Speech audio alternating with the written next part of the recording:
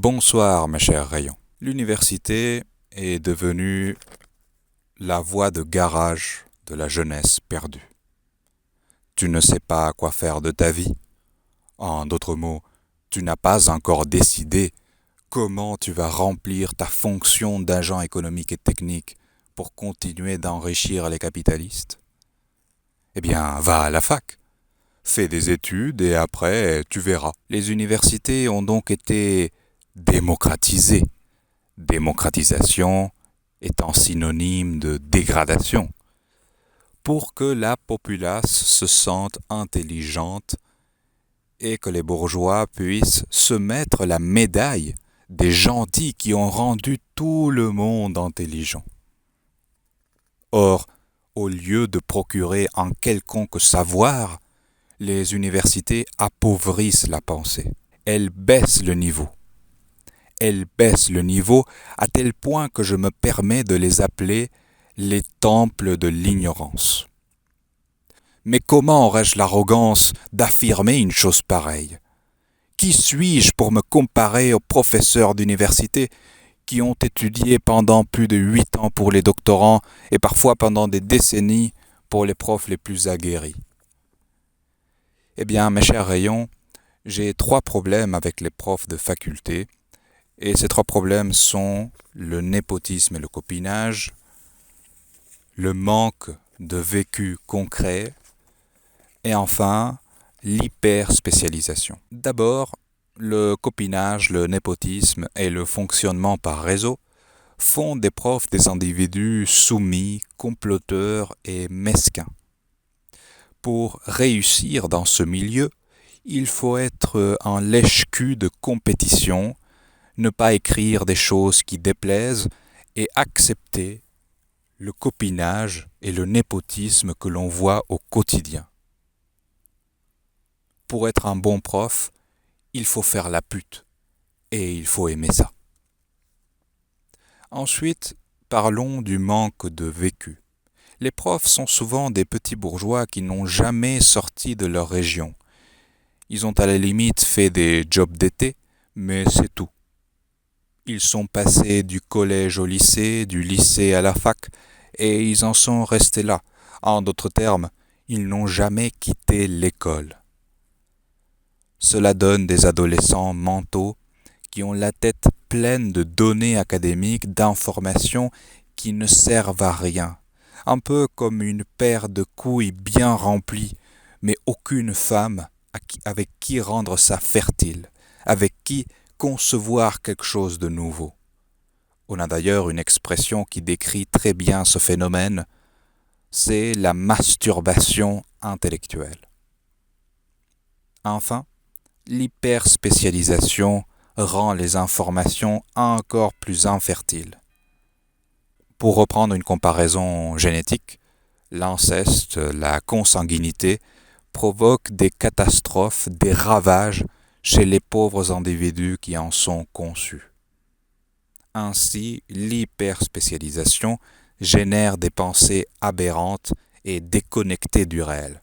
Des exemples clairs de cela sont les thèses économiques modernes ou la théorie du genre.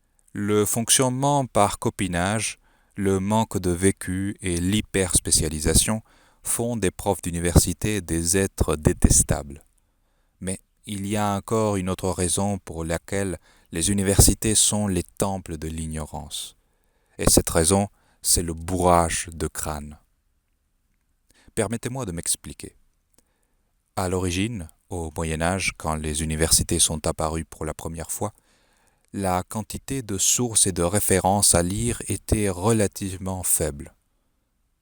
En d'autres mots, il y avait la Bible, plus quelques ouvrages fondamentaux, et tu étais déjà au niveau avec tous les autres universitaires du pays. Gardez en tête que ces étudiants recevaient en plus une bonne éducation pendant leur jeunesse. Donc, une très grande partie du boulot était déjà fait d'avance. Ainsi, les étudiants pouvaient prendre leur temps pour assimiler toute la nouvelle connaissance à la faculté. Aujourd'hui, la quantité de sources et de références est gargantuesque.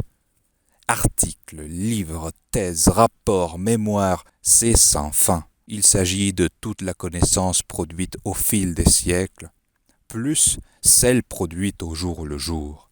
Aller à la fac, c'est aller rattraper des siècles de réflexion. On se sent bombardé, on se sent même harcelé, et ce d'autant plus que l'éducation nationale, je parle du primaire, du collège et du lycée, eh bien cette éducation nationale n'a pas fait son boulot correctement. La quantité de connaissances à rattraper devient inhumaine. Il faudrait 10 ans pour assimiler ce que la fac essaye de transmettre en 3 ans. Résultat, la faculté devient un endroit de bourrage de crâne pour rattraper toutes les connaissances acquises au fil des siècles et pour rattraper les défaillances de l'éducation nationale.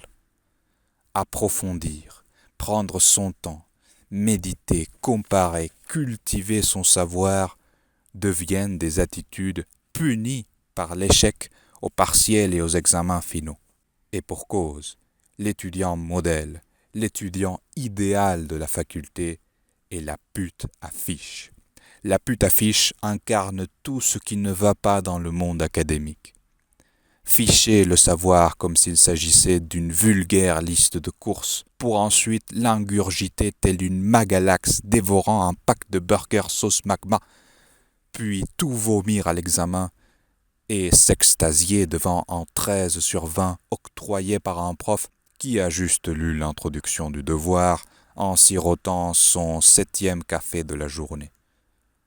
Je pourrais continuer la description de cette aberration anthropologique, mais arrêtons-nous là. Là où je veux en venir, c'est que les attitudes du véritable étudiant sont punies, tandis que l'attitude de la pute à fiche est hautement récompensée. Les universités ne peuvent donc qu'être les temples de l'ignorance. Comment sauver les universités? Eh bien, on ne les sauve pas. Ce modèle d'enseignement est obsolète et sera remplacé. Reformulons la question. Comment remplacer les universités? D'abord, nous devons arrêter de démocratiser les études. Les études, ce n'est pas pour tout le monde, et il n'y a rien de mal à ça. Ensuite, nous devons retrouver quelques principes fondamentaux. Apprendre, ça prend du temps, beaucoup de temps. Vouloir presser les choses est contre-productif. En même temps, les études, c'est beaucoup de répétition. Apprendre, ce n'est pas cracher des connaissances sur une feuille d'examen, puis passer à autre chose. Ça demande des années de répétition régulière. Il y a beaucoup d'autres principes, mais je m'arrête là pour ce soir.